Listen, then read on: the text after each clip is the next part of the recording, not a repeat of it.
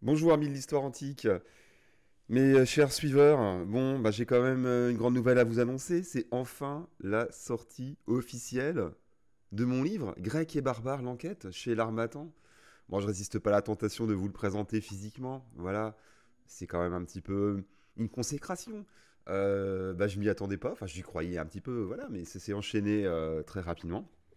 J'avoue que l'Harmattan n'a pas trop négocié, ça s'est fait, voilà, j'ai déposé mon manuscrit en septembre, j'ai eu un accord en novembre, et puis un mois après, c'était parti, donc je tiens à les remercier. Voilà, j'ai reçu mes exemplaires auteurs, j'ai été quand même tout, tout, tout fier, j'avoue. Parce que l'idée c'est un petit peu, voilà, j'avais déjà écrit évidemment, mais de dépasser un petit peu l'anonymat de Wikipédia ou de ma chaîne, bon, même si maintenant j'ai un visage, j'ai un nom. Je m'appelle Benoît Leclerc. J'ai pas de surnom. Démétrios, un moment, mais ça m'est passé.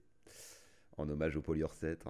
Voilà, mais sinon, voilà, bon, c'était un petit peu l'idée de marquer le coup, de valider mon travail sur Wikipédia, mon travail de l'ombre depuis 2007, où vous le savez, tout pensé au sujet d'Alexandre le Grand, des Diadoques, de l'époque hellénistique, mais aussi justement des peuples barbares, parce que j'ai voulu un petit peu dépasser le cadre habituel de l'histoire grecque pour aller un petit peu au-delà et évoquer les relations entre les Grecs et 16 peuples barbares, donc des thèmes que j'ai déjà évoqués dans certaines de mes vidéos. Et en fait, en parallèle de mes vidéos, j'ai refondu les pages Wikipédia parce que je m'étais dit autant, autant le faire. Pour certaines, je me suis un petit peu aidé du Wikipédia anglophone. Alors, je vais pas faire le débat sur Wikipédia aujourd'hui, j'ai déjà eu l'occasion de le faire et je le referai. On peut critiquer allègrement sur beaucoup de sujets, beaucoup de thèmes, mais en tout cas sur l'histoire antique, ça se veut assez fiable, assez sérieux. On est loin des polémiques woke, complotistes, fact-checking, etc. Là, on est vraiment dans de l'histoire de passionnés pour les passionnés. Donc, en tout cas, les pages anglaises sont parfois en tout cas je parle pour l'histoire antique, très développée, notamment tout ce qui concerne les peuples anciens, parce que évidemment, beaucoup de, je sais pas, ça peut être des Iraniens, ça va être, je sais pas, des Arméniens, des Turcs, des Égyptiens, ou j'en passe, vont écrire en anglais sur l'histoire de leurs ancêtres, on dira, de leur peuple. Donc ça avait élargi beaucoup plus le panel que Wikipédia francophone, où généralement, voilà, ça réduit un petit peu quand même déjà le champ. Donc en tout cas, c'est vrai que pour les peuples antiques, j'ai remarqué, les pages en anglais étaient quand même plus sérieuses, plus complètes. Par contre, il est vrai, sans faire ma pub, mais en tout cas pour les pages d'histoire grecque, je suis pas le seul. Voilà, on est deux ou trois. Je pense notamment à un dénommé Zunkir, qui est prof au Langso. On fait le boulot et on met du haut niveau. Enfin, en histoire grecque pure et dure, les pages françaises sont les meilleures du Wikipédia mondial. En tout cas, les plus complètes, les plus sourcées, les mieux référencées, les plus actualisées. Donc voilà pour le coup. Alors le livre, voilà, il fait 300 une page. Alors moi je m'attendais à un gros pavé parce que effectivement c'était assez dense. Ça faisait en gros un format 12, 400 pages.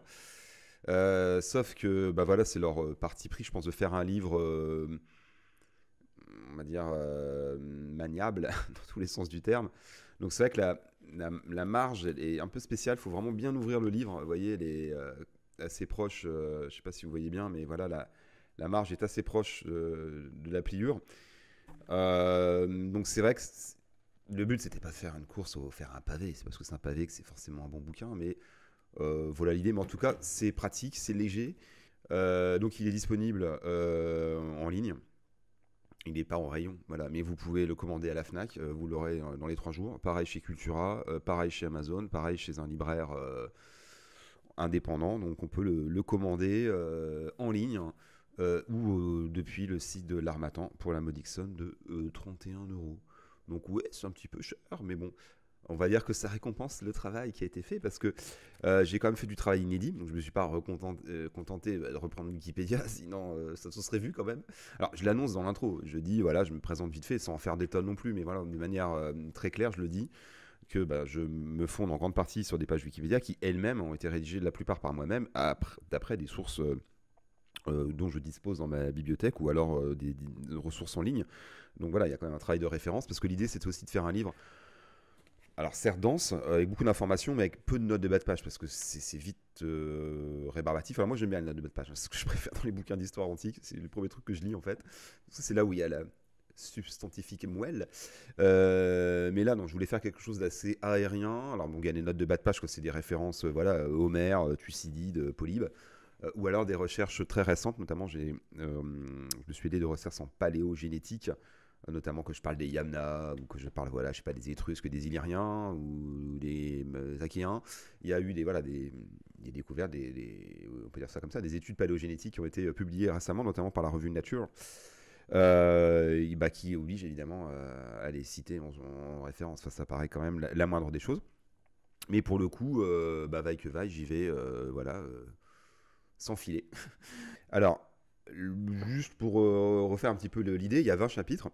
Et je pouvais pas dire me prétendre, alors je vais pas dire helléniste parce que je parle pas couramment, je déchiffre pas couramment le grec ancien, donc je sais le déchiffrer, voilà, mais je suis pas helléniste dans le sens du grec ancien, même si j'en ai fait à la fac, donc j'ai une maîtrise d'histoire grecque, mais c'est pas pour ça que je me prétends helléniste, je vais dire historien.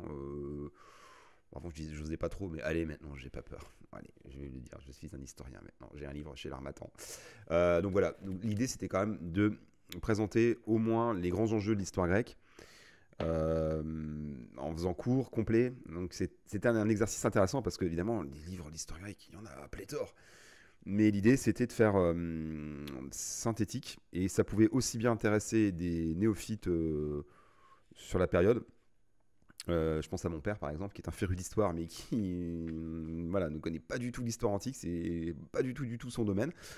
Alors c'est qu'il y a beaucoup de noms, il y a des noms de peuples ou des noms de pays, donc j'explique pas tout non plus, il y a des implicites. Alors j'ai quand même fait à la fin, bon après je termine la présentation, mais un glossaire avec les différents peuples, tous les peuples dont je parle, donc je sais pas, j'ai pas compté, mais il doit en avoir une centaine. Ainsi qu'un glossaire des principaux termes de l'histoire grecque, voulant assez court, c'est presque des punchlines, voilà, c'est 2-3 lignes pour vraiment aller à l'essentiel, parce que là aussi c'est un travail qui a déjà été fait, des glossaires d'histoire antique, il y en a dans tous les bons ouvrages universitaires, mais là pour le coup c'était de faire court, clair, percutant. Voilà. Donc voilà, je fais un travail de fond, on va dire, les grands enjeux de l'histoire grecque, en insistant évidemment sur Alexandre le Grand, mais pas seulement, parce que voilà, j'en parle évidemment beaucoup dans les relations avec tous les peuples barbares.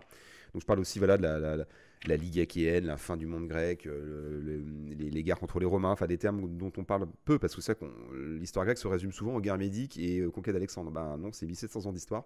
Donc je reviens sur les origines des Grecs, les Achéens, les Doriens, les origines indo-européennes, les pélages également. Enfin voilà, il y a vaste et beau sujet. Donc je me suis attelé à la tâche et je suis assez fier de ce chapitre-là parce que j'étais attendu au tournant, c'est pas ça, mais c'est quand même des thèmes où il y a quand même voilà, beaucoup d'historiens qui font autorité et je pense que c'est une ville de ce nom. Donc voilà, ça reprend un peu les travaux de Gougoski, de Briand, de Battistini en grande partie. Alors, je parle beaucoup de sources francophones. Sinon, bah alors ensuite j'attaque le cœur du sujet, là aussi un chapitre dont je suis assez fier, c'est qui sont les barbares. Donc c'est un peu le cœur de la problématique, mais c'est comment ils sont perçus. Donc au départ, on verra voilà, un peu comme des étrangers exotiques, dignes d'intérêt, et puis ensuite au fil des guerres, bah, ils vont devenir un ennemi et une menace constante. Donc c'est un peu l'anti-modèle, donc ils passent un peu de la figure exotique à l'anti-modèle. Et ensuite, je fais une transition avec un chapitre consacré à Hérodote, qui pour moi fait une bonne transition, parce que voilà, c'est le philo barbaroi, l'ami des barbares, et donc le premier à avoir décrit les mœurs des barbares, et c'est même, on le sait, le père de l'histoire, selon les termes de Cicéron. Donc ça fait une bonne transition avec la suite, vu qu'après, il y a 16 chapitres consacrés aux peuples dits barbares, donc qui sont classés par ordre alphabétique. Donc je vous les cite tout de suite. Donc nous avons, pour commencer, ça tombe bien, parce que j'ai envie de dire, c'est les premiers chronologiquement, donc Lazare a bien fait des choses. Nous avons les Babyloniens. Nous avons ensuite les Bactriens, donc la Bactriane c'est l'Afghanistan antique, hein, donc sachant évidemment qu'il y a eu une fusion avec les Grecs, on appelle les Gréco-Bactriens. Les Carthaginois, donc là je reviens aussi aux origines qui sont les Phéniciens, donc là il y a aussi beaucoup à dire, vaste chapitre. Alors évidemment, il y a des peuples un peu plus développés que d'autres, ça me paraît un peu normal. Donc ensuite on a les Celtes, là aussi, beaucoup à dire. Les Égyptiens aussi. Bon, là, je veux dire, pour l'instant, c'est des peuples où on dispose pas mal de sources. Bon, après, voilà, il y a des peuples plus obscurs. Donc en 9, on a les Étrusques, en 10, on a les Illyriens, en 11, les Indiens, en 12, les Juifs, avec le thème aussi au travers de la relation Athènes et Jérusalem, qui est une expression un peu éculée de l'histoire politique. Ensuite, on a les Lydiens, un peu sous-cotés, hein, mais les Lydiens du roi Crésus. On a ensuite les Parthes, les farouches guerriers d'Asie. Les Pélages, donc les indigènes de la Grèce, donc les pré-helléniques. Ensuite, les Scythes, les cavaliers des steppes. Et les Sogdiens, donc on pourrait appeler les Phéniciens d'Asie centrale. Et enfin, on termine avec les Thraces, donc guerriers et férus de culte à mystère. Et je termine par un chapitre consacré aux confréries des jeunes guerriers, chers aux Indo-Européens, donc qui est un trait commun entre Grecs et barbares, pour faire voilà, la conclusion de cet ouvrage. Et voilà, bon, bah, je ne vais pas évidemment tout vous dévoiler, mais bon, en tout cas pour l'instant j'ai des bons retours, on va dire. Vous me pardonnerez, il y a 2-3 petites erreurs de typo, bon, qui ne sont pas forcément de mon fait, des petites erreurs d'orthographe, bon, c'est de mon fait, mais voilà, bah, c'est pas évident de toujours se relire, même si je les fais relire par des personnes neutres, mais voilà, donc c'est des fautes d'accord, voilà, c'est des fautes d'inattention, parce que parfois la phrase on la change au dernier moment, donc il y a un S en trop, un S en moins. Il y a une fois il manque un mot, et il y a une fois je reconnais, là j'avoue, ça m'a vraiment un peu blasé, c'est quand je parle d'Artémise, donc la reine de Carie, je dis la sœur épouse de Molos. Mais non, c'est Mosol. Là, c'est un lapsus. Alors, je m'en veux. Alors, vous me pardonnerez si j'ai confondu. C'est vraiment un lapsus. Mosol et Molos, évidemment, n'ont rien à voir. Là. Les Molos, c'était une dynastie d'épires. Bon, mais je pense que vous me pardonnerez. Et puis, bah voilà, l'Harmattan n'a pas tout lu. Ils me font confiance. Hein. C'est vrai que là-dessus, ils font confiance. Voilà. J'aurais pu mettre. Je sais pas, des erreurs, voilà. Mais bon, non, il n'y en a pas. Je pense que pour le reste, c'est vraiment très fiable, ça se veut très rigoureux.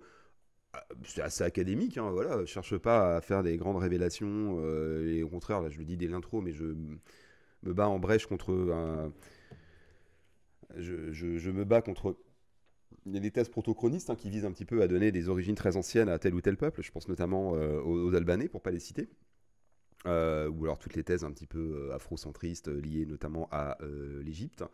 Donc là aussi, il y a des sujets un peu plus politiques, donc je n'hésite pas à trancher, voilà, mais bon, tout en étant respectueux. Le but, c'est pas de faire de la polémique pour de la polémique, mais l'idée aussi, c'est ce que je dis un peu dans l'intro, c'est de dépasser le sacro-saint mythe, en fait, on pourrait dire, de la neutralité de point de vue de Wikipédia, qui n'en est pas une. Alors, c'est facile d'être neutre, oui, quand on parle des Lydiens au 5e siècle avant Jésus-Christ, oui, quoique. Mais bah, c'est une gageure quand on parle d'histoire contemporaine, la neutralité n'existe pas. La neutralité est déjà un parti pris, déjà, donc voilà. Bon, donc moi, l'idée, c'est de présenter, voilà, des thèses, et puis ensuite, les gens font leur synthèse. C'est ça un petit peu Wikipédia, l'idée. La synthèse, on va dire, on la propose pas. Ou alors, c'est un travail fourni universitaire qui vous propose une synthèse, mais c'est pas l'idée de Wikipédia de vous proposer une synthèse. Il va vous présenter deux thèses et puis à vous de trancher. Là, pour le coup, c'est avec l'histoire grecque, on a un peu plus de liberté, on est moins dans un carcan qui parfois est un petit peu pesant. Bah voilà, bah écoutez, voilà l'idée. Alors, bah écoutez, si ça peut vous intéresser, il est disponible évidemment. Je continuerai mes vidéos, même si c'est vrai que la source d'histoire grecque est un peu tarie. Alors, c'est pas que j'ai plus envie, mais c'est que j'ai quand même fait 250 vidéos. Bon, peut-être inégales, j'avoue. Les premières étaient un peu faites voilà, sans prétention technique. Bon, voilà, Alexandre le Grand, etc. Tout ça, bon, on connaît. Par contre, moi, évidemment, je suis toujours aussi intéressé pour faire des entretiens. Donc, même des gens, pourquoi pas, que je ne connais pas, mais qui peuvent m'envoyer un message éventuellement via les réseaux sociaux. Hein. Je vous renvoie mes liens sur ma page de description YouTube. Mais voilà, n'hésitez pas à me contacter. Je ne sais pas si un jour vous voulez faire des entretiens. Moi, j'en ai fait aussi là un podcast là, récemment sur X avec on va appeler ça comme ça, un influenceur, mais dans le bon sens du terme en histoire grecque, donc un autodidacte mais d'un certain niveau qui s'appelle Héraclès Citared, qui va être publié d'ailleurs bientôt chez Hachette. Il fait un dictionnaire de la mythologie. Donc bref, on a fait un podcast assez sympa, donc j'ai mis sur ma chaîne. Donc certains l'ont suivi. Bon, enfin voilà, pour le reste, je continue évidemment mon travail aussi un petit peu sur Wikipédia. Hein. Tous les jours, je vérifie un petit peu ma liste de suivi. Là, en ce moment, je suis sur les tribus illyriennes. Oui, il faut le faire. Wow. Je vais peut-être avoir une médaille d'honneur de l'ambassade de Tirana, ou l'ambassade d'Albanie, pour tout le travail que je fais quand même sur les prétendus ancêtres des Albanais. Ouh là là, c'est polémique. Bon, bah voilà, écoutez, je vais pas vous retenir plus longtemps. Bah merci encore pour votre confiance et vos vues, parce que c'est ce qui m'a incité à marquer le coup. Et bah, je vous encourage vivement à l'acheter, parce que honnêtement, sans forcément lire d'une traite. On peut le lire voilà, dans le chapitre qui nous plaît, s'il y a un peuple qui nous intéresse. Voilà, il se lit bien. Chaque chapitre est organisé un peu de la même façon. Il y a 8 à 10 parties, c'est assez équilibré. Donc voilà, il n'y a jamais le côté indigeste. Évidemment, il ne faut pas se lire 5 chapitres de suite, parce qu'évidemment, là, pour le coup, ça arrive d'être un petit peu indigeste. Voilà. Mais écoutez, merci encore, et puis à très bientôt.